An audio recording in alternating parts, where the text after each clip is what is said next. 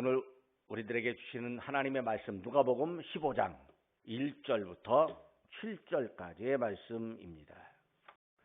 모든 세리와 죄인들이 말씀을 들으러 가까이 나오니 바리새인과 서기관들이 수군거려 이르되 이 사람이 죄인을 영접하고 음식을 같이 먹는다 하더라.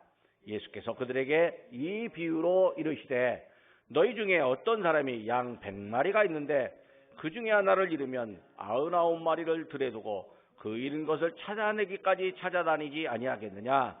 또 찾아낸즉 즐거워 어깨에 메고 집에 와서 그 벗과 이웃을 불러 모으고 말하되 나와 함께 즐기자. 나의 잃은 양을 찾아내오노라 하리라.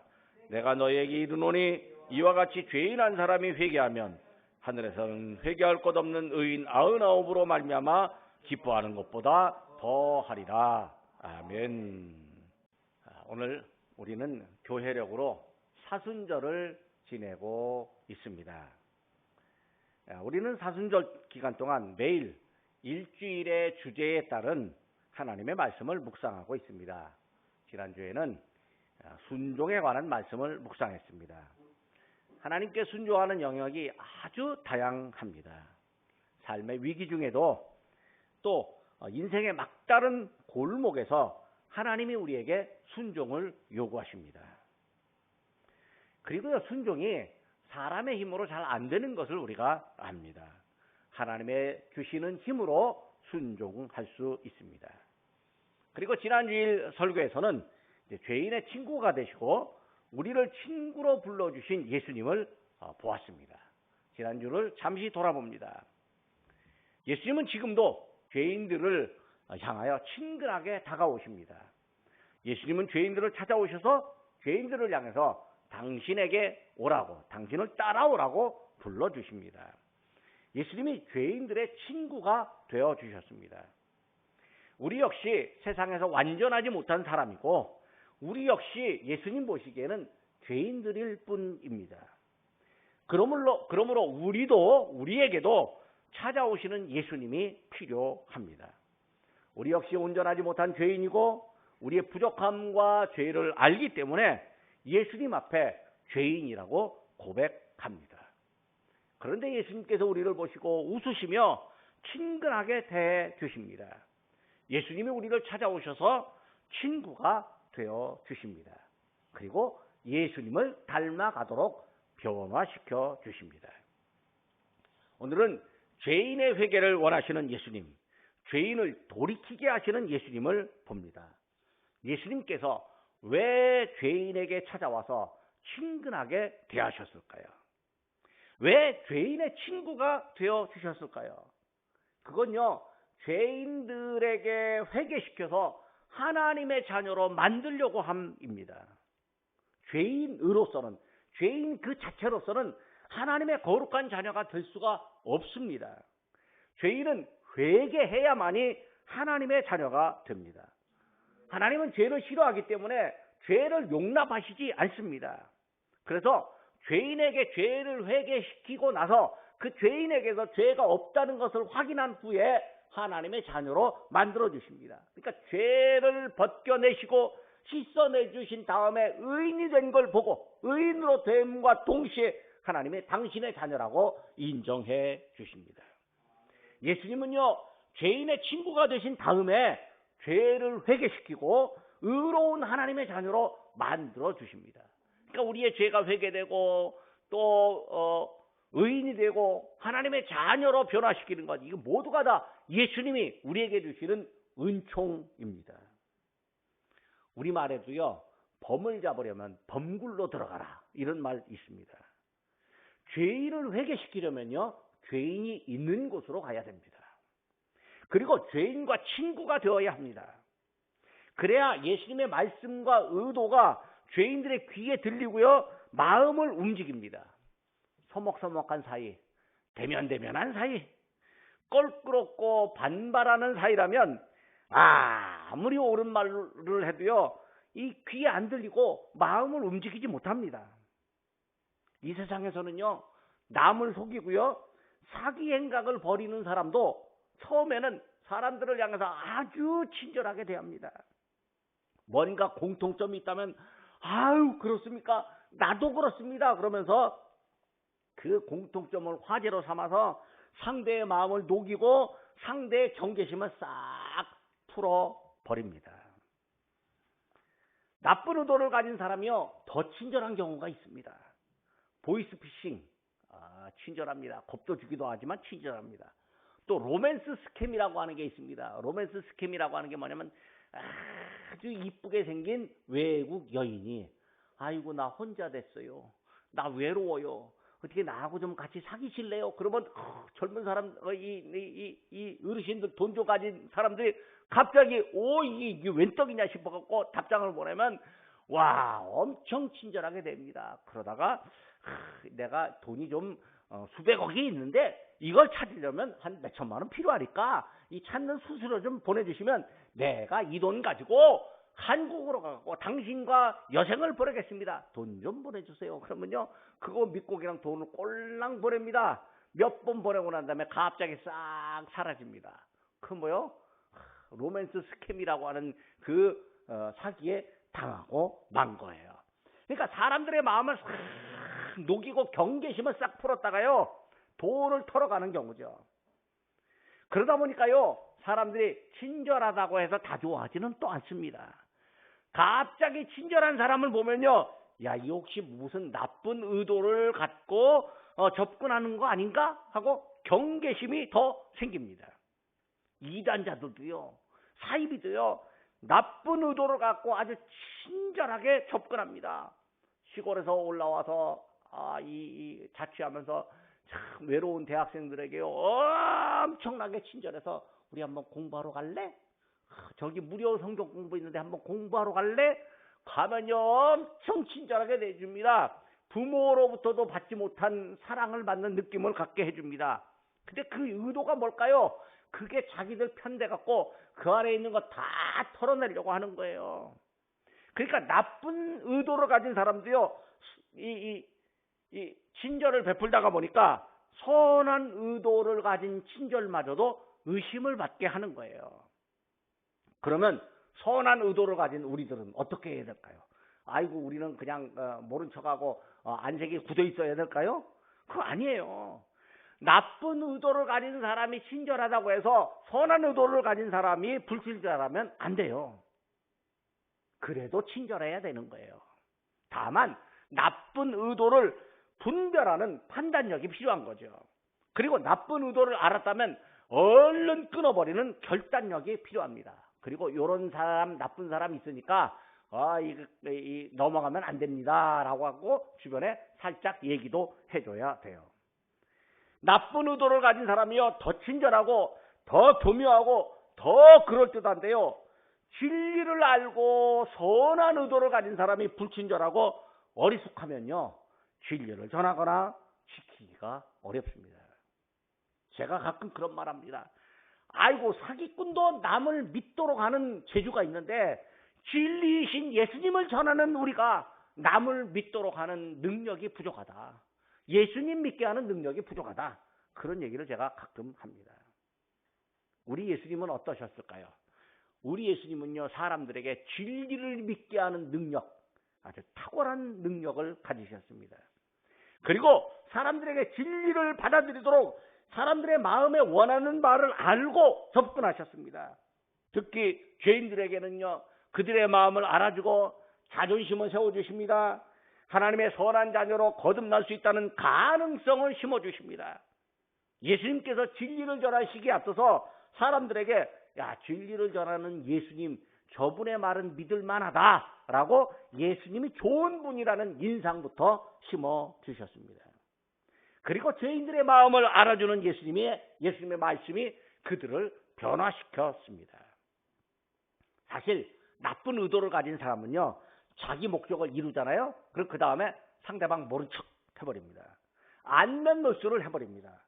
나쁜 의도를 이루면요 상대는 버려버리고 자기는 호의호식합니다. 요즘 젊은 사람들, 세상 물정 조금 모르는 젊은 사람들을 향해서요 전세왕이니 해갖고 사기치는 사람 많습니다. 저 사람은 고통 당하든 말든지요, 수많은 사람 어려움을 당하든 말든 죽음을 생각할 만큼 좌절하든 말든 자기는요 제일 좋은 수억짜리 자동차 몰고 다니면서 호의호식합니다. 하지만요, 선한 사람은 내 의도를 이룬다 할지라도요, 상대방 어려운 사람과 함께합니다. 오히려 본인은 갖는 것 없고요, 희생합니다. 본인은 어려운 생활을 합니다. 우리 예수님 말씀하셨습니다. 여우도 굴이 있고 새들도 집이 있지만 인자는 머리 둘 곳이 없다. 그렇게 말합니다. 또 상대에게 어려움이 닥치잖아요. 그 어려움이 닥쳐도 끝까지 함께 합니다. 이것이 진정성이고 성품입니다. 예수님이 죄인들을 향한 진심을 보여주셨습니다. 그러다 보니까요, 세리와 죄인들이 예수님을 찾아올 수밖에 없습니다. 자기들끼리도 야, 우리 마음 알아주는 예수라는 분이 있어. 야, 그분 한번 만나보자 말하면서 호기심과 긍정적인 생각을 나누었을 겁니다. 본문 1절에 보니까 세리들과 죄인들이 예수님의 말씀을 들으러 가까이 나와왔다 이렇게 말합니다. 예수님께서 세리와 죄인들을 찾아가기도 하셨는데요, 이후에는요, 세리와 죄인들이 예수님을 찾아왔습니다. 예수님에게서 지금 전도의 열매가 맺어지고 있고 예수님에게서 지금 회개의 역사와 부흥의 일이 나타나고 있습니다. 그런데요, 진리를 전하는 예수님을 향한 비난이 등장합니다. 소위 의인이라고 자부하는 바리새인들과 서기관들이 수군거립니다. 어라? 이 사람이 죄인들과 함께 음식 먹네? 죄인을 영접하고 세리와 함께 밥 먹네? 예수님을 비난하는 사람들이 생겨났습니다. 이게 좋은 일이 있으면요, 꼭 그 다음에 좋은 일에 대해서 딴지 거는 사람, 태클 거는 사람도 있습니다. 그러니까 좋은 일이 생겼는데 좋은 일에 태클 거는 사람 있으면 그런 갭이다 해야지. 아니, 좋은 일이 있는데 왜 당신 태클 거냐고, 왜 딴지 거냐고 시비 붙어봐야 나만 괴롭고 나만 성질이 나빠질 수 있습니다. 좋은 일이 있으면요, 그냥 좋은 일대로 있고 딴지 거는 사람 있으면요, 그냥 그런 갭이다 할 수 있습니다. 아니면 우리 예수님처럼 하면 되는 거죠. 예수님 비난하는 사람들이요, 자기를 자랑하고 자기 의로움을 자랑하고 세리와 죄인들을 무시하는 사람들이었습니다. 자기들이 아는 진리에 의하면 세리와 죄인들은 멀리해야 됩니다. 그런데 진리를 전한다면서 세리와 죄인들을 만나고 같이 밥도 먹고 또 뭐 같이 생활하고 당최 이해가 안 됩니다. 그러니까 이제 비난부터 합니다.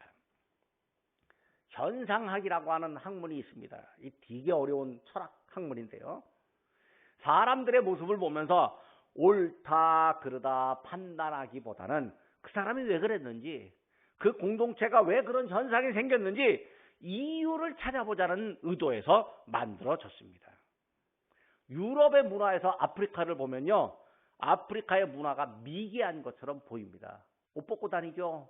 그 다음에 춤추고 그러는데 미친 사람 같죠? 이거 도대체 사람들이 제대로 사는 것 같지 않습니다. 그런데 현상학이라고 하는 학문에서 보면요, 미개하다고 말하지 않고 그냥 그들의 삶이다 그렇게 말합니다.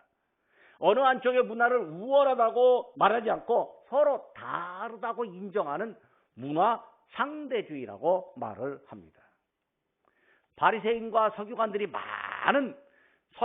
이 판단이 많은 그런 성향이 많은 시대에는요, 다른 나라, 다른 민족 보면요, 무시하고 죄인이라고 판단하고 해치는 경우가 있습니다. 자기들은 의로우니까 그 의로움으로 죄인들을 처리한다라고 하는데 사실 상대의 입장에서는요, 아무것도 모르고 그냥 당하는 거예요. 힘이 없으니까 당하는 거예요. 총칼이나 무기가 없으니까 그냥 당할 수 있어요. 이러다 보니까요, 유럽의 제국주의 성향으로 아시아, 아프리카, 아메리카에서 수많은 착취, 수탈, 범죄가 이루어졌습니다. 사실은 자기들이 좀 더 잘 살아보자고, 자기들이 부자로 살아보자고 남의 것을 뺏는 일인데, 뺏는 것을 합리화하기 위해서 의로운 전쟁이라고 이름을 붙입니다. 기독교인들에게 이런 흑역사가 있었습니다. 우리나라도요, 일제 35년을 지냈는데요, 일본 사람들이 뭐라고 말하는지 아십니까? 조선인들은 미개해갖고 조선인들을 교화시키려면 자기들이 다스려야 된다. 그렇게 말했습니다. 이걸 식민사관이라고 말을 합니다. 그 말 거짓말이에요. 왜 그러냐면요. 내버려둬도 잘 사는데, 내버려둬도 우리끼리 기분 좋게 서로 돕고 잘 사는데 뭐 더 잘 살게 만들겠다고 그러면서 우리나라에 수많은 물자 공탈해 갔습니다. 할머니 할아버지들을 힘들게 만들고요. 막 그냥 강제로 노동시키고 그랬어요. 근데 조선인 잘 살게 만들겠다고요? 아니, 일부만 잘 살게 됐을 거예요. 더 많은 사람들은요, 나라 없이 고통과 소름을 당하고 살았어요. 이런 흑역사들이 있는데요. 이런 흑역사에 대한 반성으로 새로운 학문이 등장하는데, 새로운 학문이 뭐냐면 다른 사람 함부로 판단하지 말자. 그리고 그냥 있는 그대로 보자. 라고 말을 하는데, 이게 아주 어려운 철학적 용어를 사용해서 현상학이다. 이렇게 말을 합니다. 제가 오늘 학교에 가서 현상학이라는 걸 말하니까 박사과정에 있는 학생들이 못 알아듣겠대요. 쉽게 오늘 제가 말했습니다. 그냥 있는 그대로 보자라고 하는 거죠. 우리 최 목사님이 가끔 그런 말씀하십니다. 내비둬. 이게 바로 현상학이에요. 뭐 옳다 그러다 판단하지 말고 있는 그대로 내비둬 보라는 거예요. 예수님도요, 있는 그대로 보면 예수님의 선한 의도가 보입니다. 그런데 있는 그대로가 아니라 내 판단으로 보려고 하니까 예수님에게도 의심의 눈초리로 보는 거예요. 자기들 판단으로 보다가 사실은 자기 자존심이 훼손되고 나중에는 손해도 볼 거예요. 조금 있으면요, 죄인과 함께하는 예수님, 죄인의 친구이신 예수님을요, 죄인으로 여기게 될 거예요. 처음에는 의심의 눈초리로 수군거리지만 나중에는 예수님을 죽이려고 하는 대적자가 되고 맙니다. 그런데 예수님께서 수군거리는 소리를 들으셨습니다. 수군거리는 소리 듣고 대노하실 수도 있지만 천천히 말씀하시는데 한 가지 비유를 말씀하시고 있습니다. 그게 오늘 우리가 잘 아는 잃은 양의 비유입니다. 어떤 사람이 양 100마리를 키우는데 하루는 저녁 때 양 한 마리가 없어진 걸 발견했습니다. 양떼에게 풀을 먹이러 데리고 나갔다가 이 들판에서 보니까 한 마리가 어디론가 사라졌습니다. 양 주인은요, 이 99마리의 양을요, 그냥 들판에 이렇게 두고 그 다음에 잃은 양을 찾아 나섭니다. 여기저기 골짜기, 강변, 덤불더미 등 구석구석을 찾아다니다가 양을 찾았습니다. 양주인이 양을 어깨에 메고 이제 집으로 돌아옵니다. 99마리 끌고 오면서 이 잃어버린 양에게는 어깨에 그 양을 메고 돌아옵니다. 그리고 친구들과 이웃들을 불러갖고, 야, 내가 양 한 마리 잃어버렸는데 찾았어. 그러니까 우리 집으로 와. 나하고 같이 밥 먹어. 나하고 함께 즐겨봐. 이렇게 제안을 합니다. 예수님이 이 이야기의 말미에 하나님의 마음을 말씀하십니다. 7절 말씀입니다. 내가 너희에게 이르노니 이와 같이 죄인 한 사람이 회개하면 하늘에서는 회개할 것 없는 의인 99으로 인하여 말미암아 기뻐하는 것보다 더 하리라. 그러니까 잃은 양이요, 죄인에 비유됩니다. 그리고 들판에 그냥 있었던 그 99마리는요, 스스로 회개할 것 없다고 여기는 의인들, 즉 바리새인과 서기관들을 의미합니다. 예수님은요, 의인들도 보시지만 죄인들의 회개를 원하십니다. 그래서 마가복음 9장 13절에서 나는 의인을 부르러 온 것이 아니라 죄인을 부르러 왔노라 말씀해 주십니다.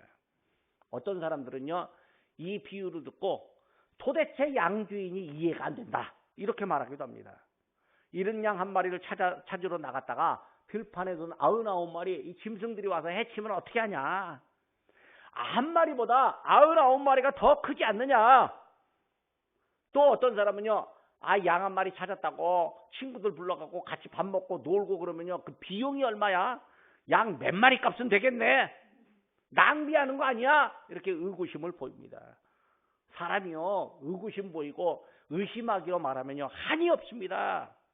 비유에서요, 뭔가 틀린 점 찾아보려고 하고 뭔가 좀 이 안 좋은 거 찾아보려고 하면요, 사람들 눈은요, 그거 잘 찾아내는 눈을 가졌습니다. 그런데요, 그런 눈은 정작 예수님의 의도, 예수님의 목적을 잘 못 봅니다.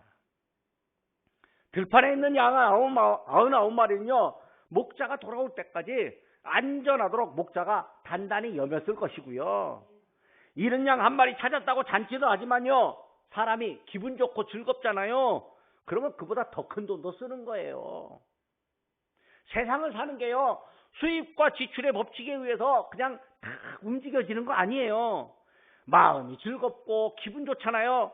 그러면 내가 지출하는 일이 좀 커도 또 위험을 당할 가능성이 있어도요, 내 마음의 보람과 즐거움을 더 크게 생각하는 가능성, 그런 경우가 많습니다.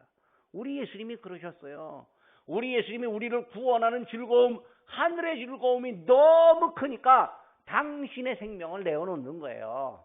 우리도요, 자녀를 낳고 자녀를 키우는 즐거움 때문에요, 자녀 때문에 당하는 수많은 스트레스가 있어도요, 그냥 이겨냅니다. 요즘 젊은 사람들은요, 뭐 그냥 애들 키우다가 힘들어서 내 인생 버린다고 애도 안 낳기도 하고 그러는데요, 막상 아기를 낳은 사람들은요, 애 하나 때문에 직장 생활하면서 뭐 힘들어도요, 그거 견뎌냅니다. 왜 그럴까요? 자녀를 키우는 보람이 있으니까 힘든 것도 견디고 지출도 견뎌내는 거죠. 진짜로 중요한 건요, 우리 예수님의 마음이에요. 우리 예수님이 세상에 오신 목적, 이게 중요한 거예요. 예수님의 마음이 어떤 마음일까요? 예수님이 죄인을 찾으시고 죄인과 함께하는 건요, 잃은 양을 찾았던 목자의 마음과 똑같습니다. 지금 가진 99마리 양으로 만족할 수 있지만 하나라도 더 구하려고 하는 마음, 그 마음이 중요합니다. 왜냐하면 양도 살아있는 짐승이기 때문에 그래요. 지금 비록 잃어버렸지만요, 만약 양이 맹수들에 의해서 죽기라도 한다면 다시 살려낼 수가 없어요. 그러니까 살아있을 때 안전하게 해주어야 돼요. 재난을 당한 현장에 구조대가 갑니다. 구조대는요, 한 사람의 생명이라도 더 살리려고 합니다. 튀르키예 지진 때 우리나라에서 구조대가 갔어요. 가자마자 사람 살렸어요. 매일 한 사람씩 살려내는데요, 아주 그냥 탄성을 부르며 박수를 치는 그런 일이 있었습니다. 실종자 다 찾아냈다고 할지라도요, 한 사람 못 찾았으면요, 그 한 사람 찾으려고요, 구조대원들이 밤을 샙니다. 할머니 한 분이 나물 캐러 산속에 들어갔다가 길을 잃어버렸어요.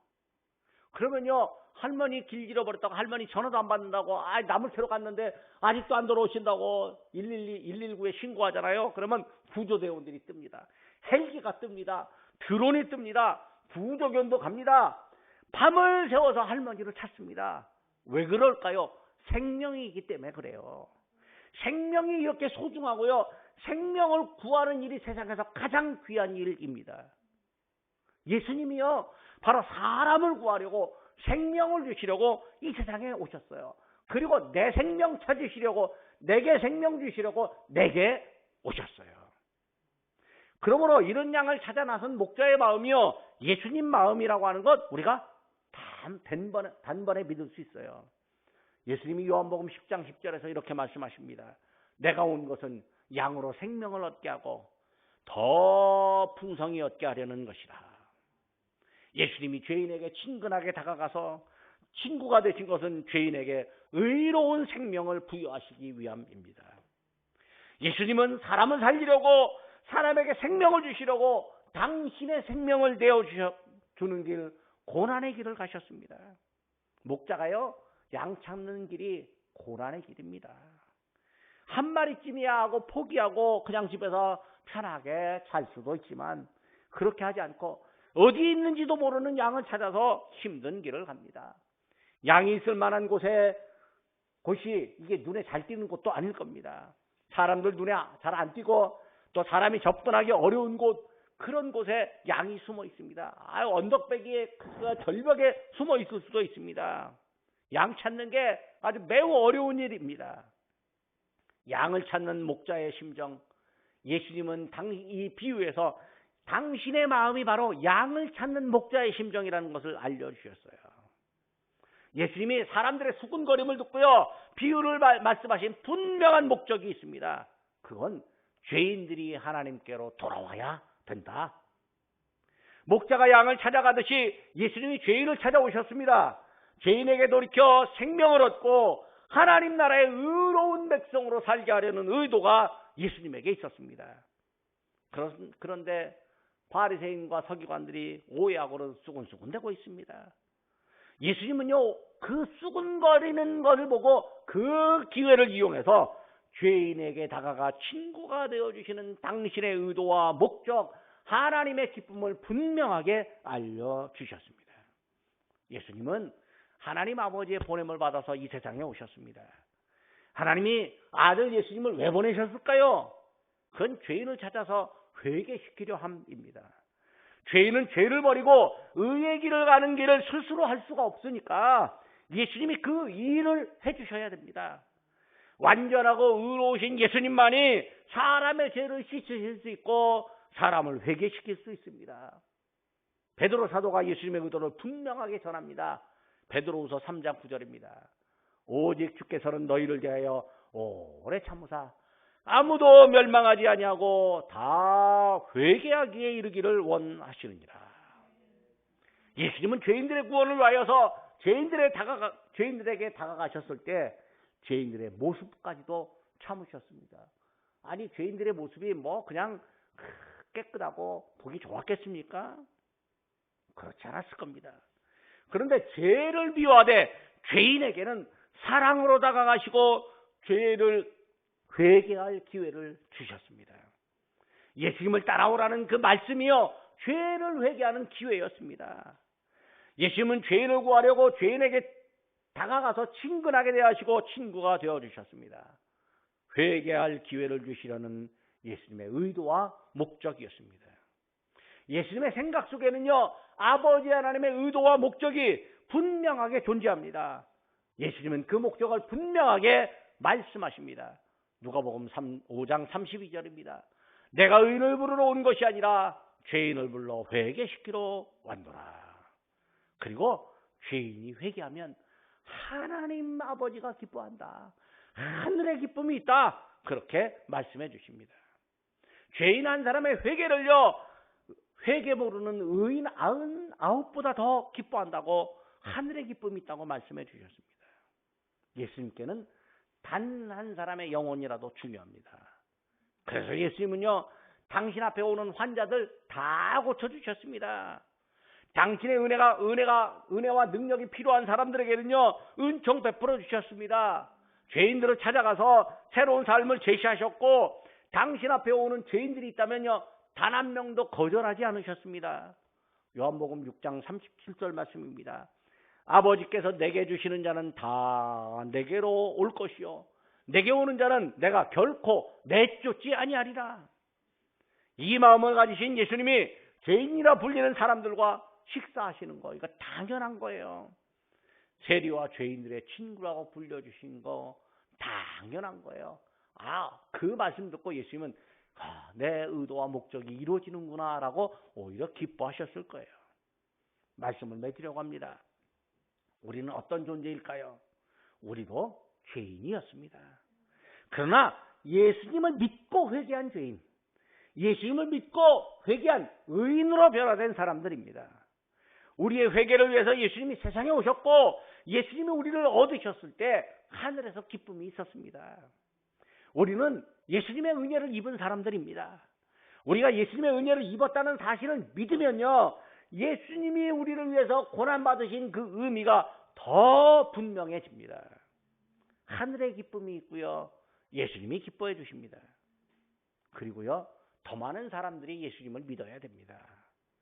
예수님이 오늘 우리에게만 오신 것이 아니라 더 많은 사람들, 저 밖에 있는 어떤 사람들을 향해서도 구원하고 회개하기를 원하고 계십니다. 예수님이 우리를 통해서요, 또 다른 누군가를 찾아가십니다. 우리의 관심과 친절, 사람과의 관계성을 사용하셔서 예수님을 아는 사람들이 더 많아지기를 원하고 있습니다. 한 사람이라도 더 회개하면 하늘의 기쁨, 하나님의 기쁨이 있다는 믿음을 우리에게 넣어 주십니다. 이 믿음이 우리를 영혼을 구원하는 일에 행동하게 합니다. 기도하겠습니다.